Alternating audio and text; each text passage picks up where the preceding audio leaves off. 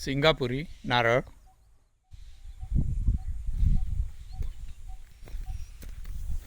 हा green dwarf आहे, म्हणजे हिरवा नारळ आणि छोटा असतो.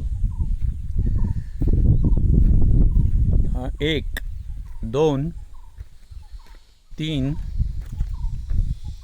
आणि हा 4, हे 4 नारळ आणि तो एक सिंगापुरी 5 आहे. हा इथे मी फणस लावला आहे आणि इथून ह्या सुपाऱ्या चालू होतात. ह्या सगळ्या सुपाऱ्या आहेत. सुपारी सुपारी ह्या सगळ्या सुपाऱ्या आहेत.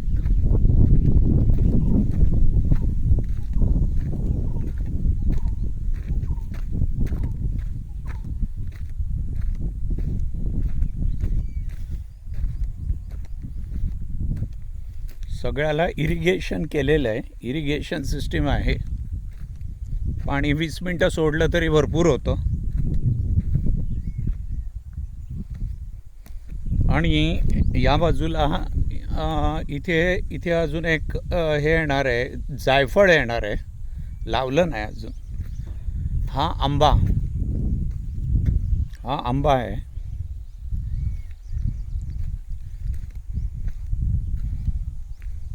हा बघा, हा जांभूळ आहे.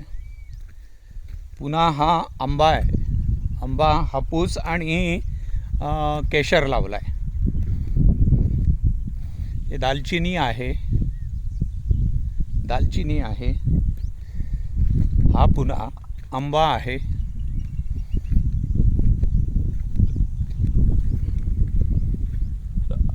चिकूचं झाड आहे, चिकू.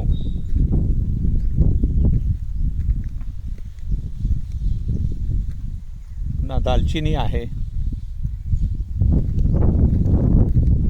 हा पेरू आहे. पेरूचं झाड लावलं आहे.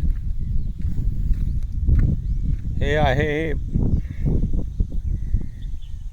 पारिजातक. हा सोनचाफा आहे. हा बेल आहे. बेल लावला आहे. आणि इकडे हे काजू आहेत. काजूची सध्या 2च झाडं लावलेली आहेत. आणि इथे एक खड्डा आहे, त्याला लिंब लावायचं आहे. लिंब, कागदी लिंबू असतो आपला, गावठी लिंबू तो. आणि ह्या बाजूला आता हा परिसर जरा मोकळा ठेवला आहे मी. एवढा परिसर मोकळा ठेवलेला आहे. तो कालांतराने नंतर एक 50 झाडांचं पुन्हा प्लॅनिंग आहे. इथून पुन्हा सुपाऱ्या चालू झाल्या ह्या साईडला. आता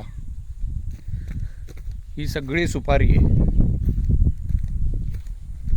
ह्याला इरिगेशन, सगळं कंप्लीट इरिगेशन आहे. पाणी व्यवस्थित राहतं. हे बघा,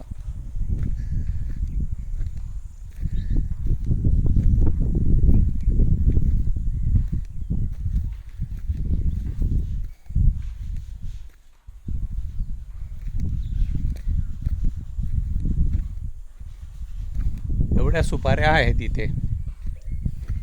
हे थोडंसं कन्स्ट्रक्शन बाकी आहे. हा मागचा भाग आहे.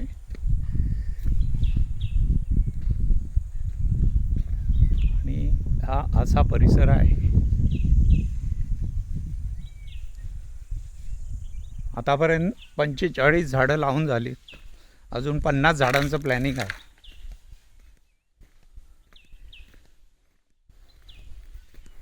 इथे हा जो इथे मोकळा, हा मोकळा आहे. इथे सगळ्या भाजीपाले वगैरे लावणार आहे. आणि इकडे सगळी फुलझाडं येणार आहेत. या इकडे कडेला सगळी फुलझाडं येणार आहेत. अशा पद्धतीने मी माझं बागकाम केलेलं आहे.